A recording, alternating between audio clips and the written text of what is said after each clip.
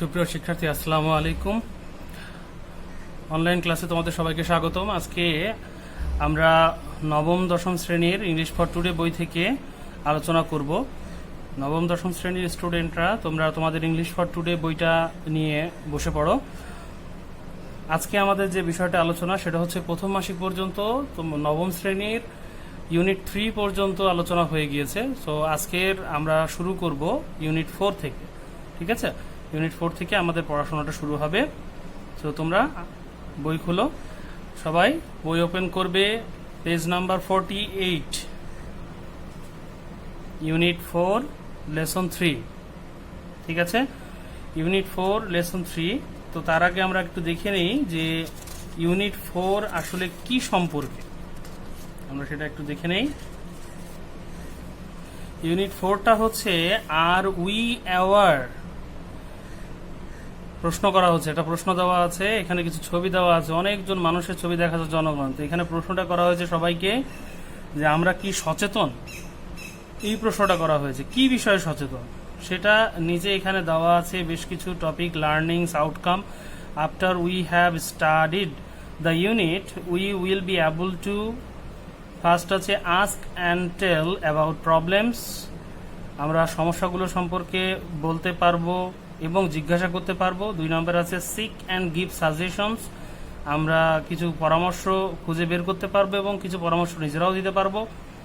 3 নম্বরে আছে listen for specific information, কিছু বিশেষ তথ্য আমরা শুনতে পারবো এখান থেকে। এরপরে আছে ন্যারেট সামথিং ইন রাইটিং, আমরা কোনো কিছু বর্ণনা করতে পারবো লিখে।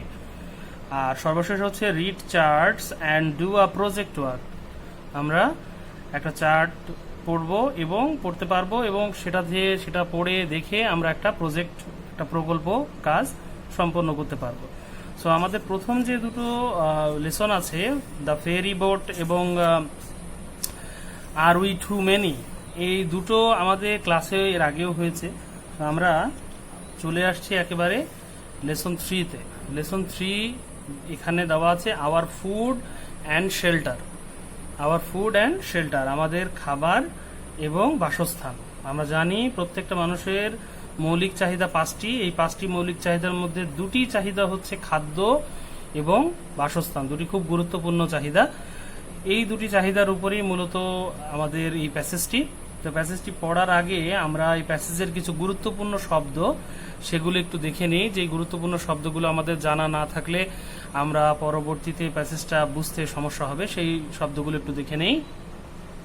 দেখতে পাচ্ছ এখানে আর উই অ্যাওয়ার, আমাদের আজকের লেসন হচ্ছে our food and shelter.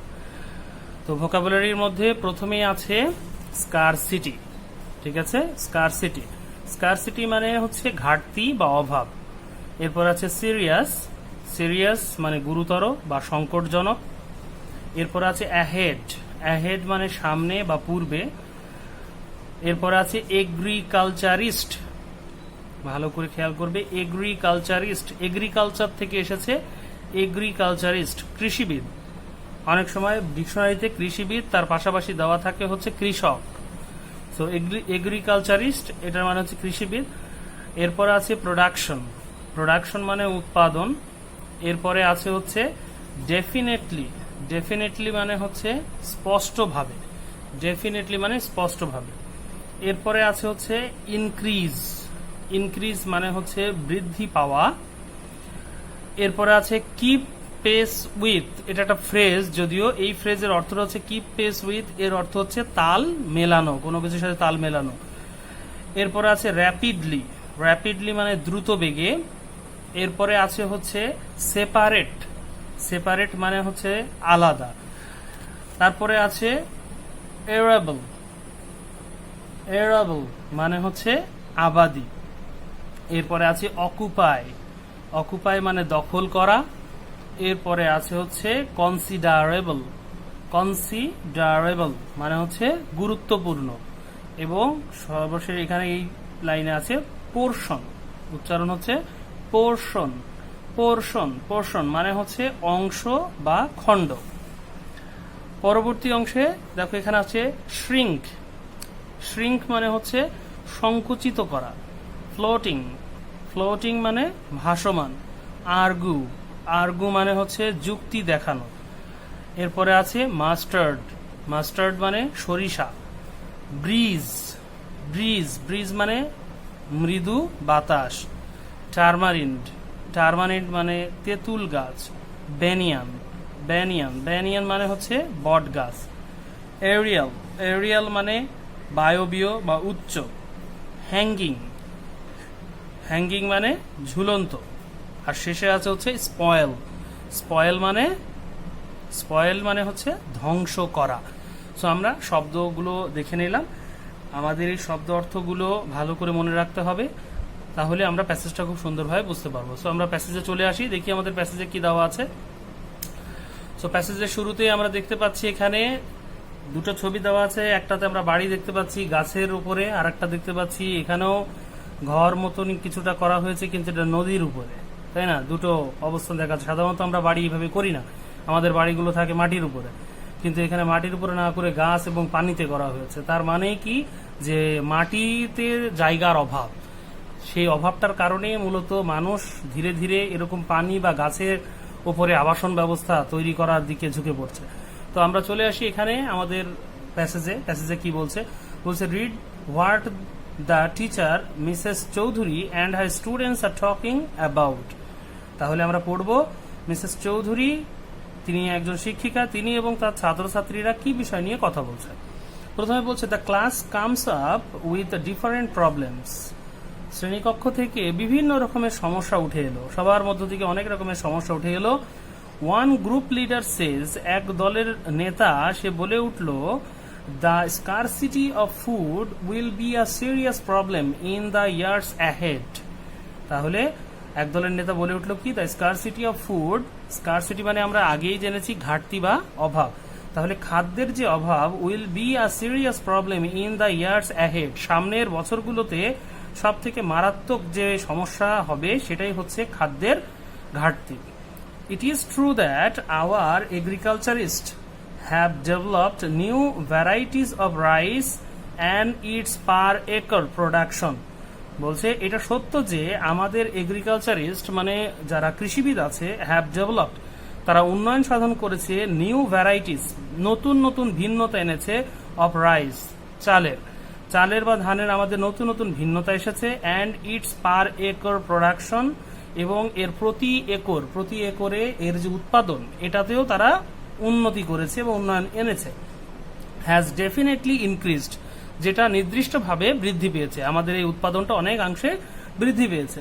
But the rate of increase in food production can not keep pace with but the rate of increase in food production, কিন্তু আমাদের যে খাদ্য উৎপাদনের যে বৃদ্ধিপ্রাপ্ততা এইটা ক্যান নট পারেনি কিপ পেস উইথ তাল মেলাতে, কিসের সাথে তাল মেলাতে? The rate of population growth, আমাদের জনসংখ্যার যে বৃদ্ধি এটার সাথে তাল মেলাতে পারেনি। যে হারে আমাদের জনসংখ্যা বৃদ্ধি পেয়েছে সেই হারে আমাদের খাদ্যর উৎপাদন বাড়েনি। This is because our land is fixed, এটার কারণ হচ্ছে আমাদের ভূমি হচ্ছে নির্ধারিত, নির্দিষ্ট, এর কোনো বাড়া কমা হয় না।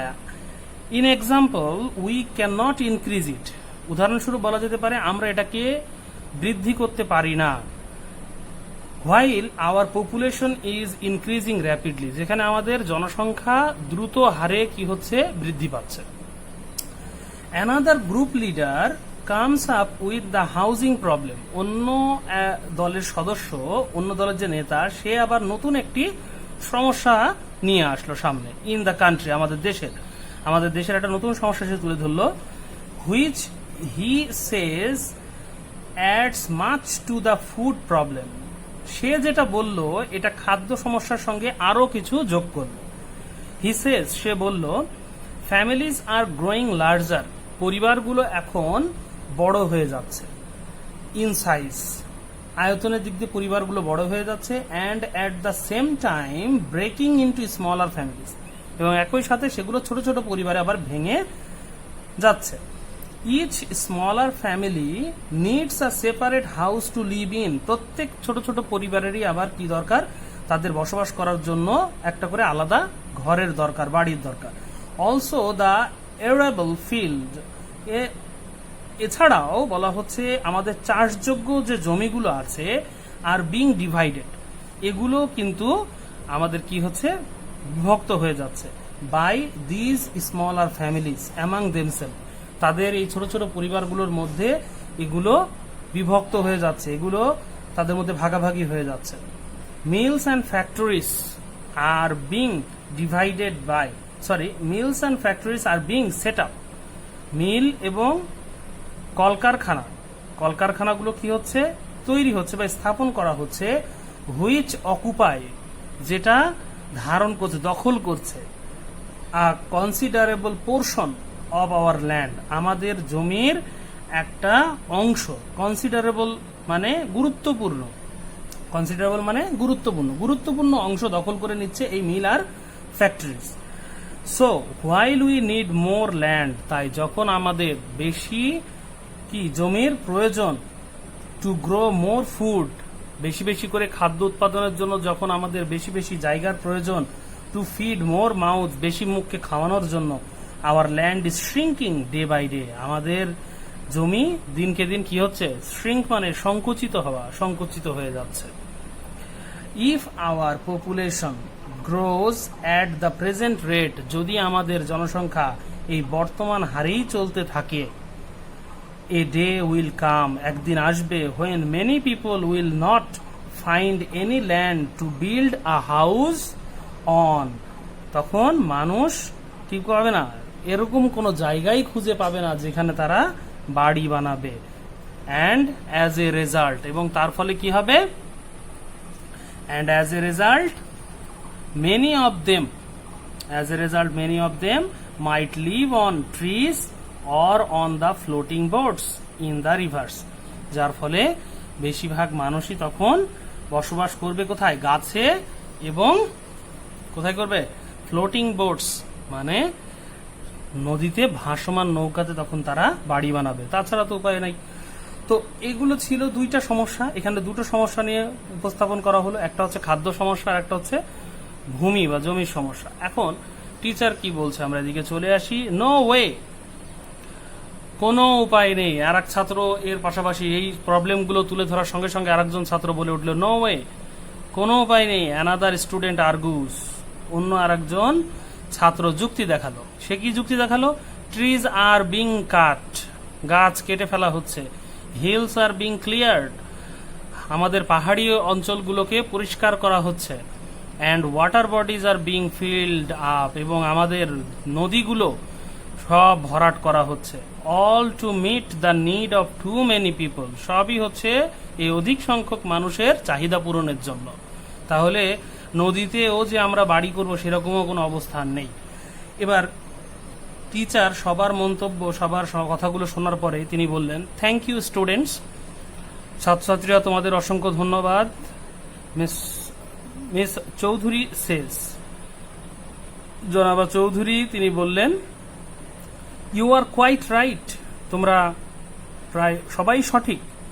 Late me tell you about the village where I was born and brought up, চলো তোমাদেরকে একটা কথা বলি, একটা গ্রাম সম্পর্কে তোমাদেরকে বলি যেখানে আমি জন্মগ্রহণ করেছি এবং বেড়ে উঠেছি। Things were not like this in the past, তিনি বলছেন যে এখন তোমরা যেমন দেখছো অতীতে বিষয়গুলো এরকম ছিল না। আই রিমেম্বার, আমার মনে আছে অ্যাজ এ চাইল্ড, যখন আমি একজন শিশু ছিলাম তখন আমার তখনকার কথা মনে আছে। The village was so beautiful, আমাদের গ্রামটা ছিল খুব সুন্দর। দ্য গ্রিন পেডি ফিল্ড, আমাদের যে সুন্দর সবুজ ধানের মাঠ ছিল, অ্যান্ড ইয়েলো মাস্টার্ড ফিল্ড, এবং হলুদ যে সরিষার ক্ষেত, সরিষার মাঠ, সিমড টু বি আনএন্ডিং, যেটা দেখে মনে হতো যে এটা কখনো আর শেষই হবে না, আনএন্ডিং, যার শেষ নেই। They use to wave and dance in the breeze, তারা প্রায়শ, আমরা সবসময় দেখতে পেতাম তখন যে এর উপর দিয়ে ঢেউ খেলে যেত, অ্যান্ড ড্যান্স, এবং মনে হতো যেন নাচছে, ইন দ্য ব্রিজ, হালকা মৃদুমন্দ বাতাসে যেন মাঠগুলোর উপরে শস্যগুলো নাচছে।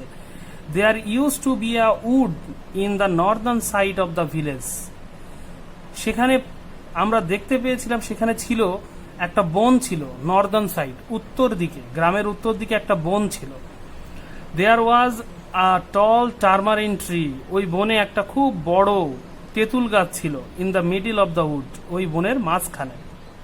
Also there was a big banyan tree, সেখানে একটি বড় বেনিয়ান ট্রি মানে অশ্বত্থ গাছ বলা যায়, বা আমরা যেটাকে বলি হচ্ছে বট গাছ, এটা ছিল। Which looked like a huge green umbrella, যেটাকে দেখে মনে হতো একটা বিশাল বড় ছাতা, সবুজ ছাতা মনে হতো। উইথ ইটস এরিয়াল রুটস, এর এরিয়াল বলতে বায়বীয় বা উচ্চ বা যেটা ঝুলন্ত আমরা বলে থাকি, এই ঝুলন্ত যে শেকড়গুলো ছিল, with its aerial roots hanging down, এর যে ঝুলন্ত শিকড়গুলো সেটা ঝুলে থাকতো। I often use to go there, আমি প্রায়ই সেখানে যেতাম। উইথ মাই ফ্রেন্ডস, আমার বন্ধু বান্ধবের সাথে। We would often have picnic there, আমরা প্রায়ই সেখানে বনভোজন করতাম। While the boys would climb the tamarind tree and pick some tamarind, যখন বালকেরা ওই তেঁতুল গাছে উঠত এবং তেঁতুল পাড়ত। I and my best friend, আমি এবং আমার প্রিয় বন্ধু Rima, use to swing from the hanging roots, আমরা ওই ঝুলে থাকা যে শেকড় ছিল সেগুলো ধরে ঝুলতাম, দোল খেতাম। বাট নাও, কিন্তু এখন, লুক দেখো, এখন কি দেখো, দ্য উড ইজ গন, ওই বনটা নেই, বনটা উজাড় হয়ে চলে গেছে, নষ্ট হয়ে গেছে, সব কেটে ফেলেছে, বন আর নেই। The beauty of the crop field is spoiled, এই শস্য ক্ষেতের মাঠের যে সৌন্দর্য ছিল সেটা ধ্বংস করা হয়েছে, সেটা নষ্ট হয়ে গিয়েছে। By the unplanned houses build here and there, অপরিকল্পিতভাবে যেখানে সেখানে বাড়ি তৈরি করার কারণে সেই মাঠের কি হয়েছে, সৌন্দর্য নষ্ট হয়েছে। তো আমরা এখানে দেখতে পাচ্ছি যে আমাদের প্রকৃতিকে নষ্ট করার পিছনে মূলত দায়ী কিন্তু আমরা নিজেরাই সবকিছু নষ্ট করছি আস্তে আস্তে। তো এখানে সমস্যাগুলো তুলে ধরা হয়েছে, অবশ্যই পরবর্তীতে আমরা এর সমাধান পাবো। তো তোমাদের এই প্যাসেজটা খুব ভালো করে পড়বে। এই প্যাসেজটা পড়ে তোমাদের মডেল বইতে এই প্যাসেজের উপরে যে মডেলগুলো আছে, যে কোশ্চেনগুলো আছে, সেগুলো খুব ভালো করে বাসায় প্র্যাকটিস করবে। তো আসো আজকে দিনের মতন আমরা পড়াটা দেখে নিই যে হোম টাস্ক কি আছে আজকে। আজকের হোম টাস্ক হচ্ছে প্যাসেজ সংশ্লিষ্ট মডেল থেকে MCQ, answer to the question এবং উইদাউট ক্লুজ, এটা মডেল থেকে তোমরা কমপ্লিট করবে। আর তার সাথে তোমাদের মুখস্থ আইটেম থাকবে হচ্ছে গ্রাফ রাইটিং। গ্রাফ রাইটিং বিষয়টা হচ্ছে population growth rate of Bangladesh, বাংলাদেশের জনসংখ্যা বৃদ্ধির যে গ্রাফ চার্টটা আছে, এই গ্রাফ চার্টটা তোমরা মুখস্থ করবে। আর ইমেইল থাকবে এর সাথে একটি, what you intend to do after examination, write to your friend, তোমার বন্ধুকে লিখবে তুমি পরীক্ষার পরে কি করতে চাও, what you intend to do after examination. এই দুটো তোমাদের মুখস্থ আইটেম থাকবে এবং এগুলো মডেলটা বাসাতে কমপ্লিট করবে। আশা করছি খুব সুন্দরভাবে পড়াগুলো সম্পন্ন করবে। পরবর্তী ক্লাসে আমরা পরবর্তী লেসন নিয়ে আলোচনা করব। ততক্ষণ পর্যন্ত সকলকে ধন্যবাদ।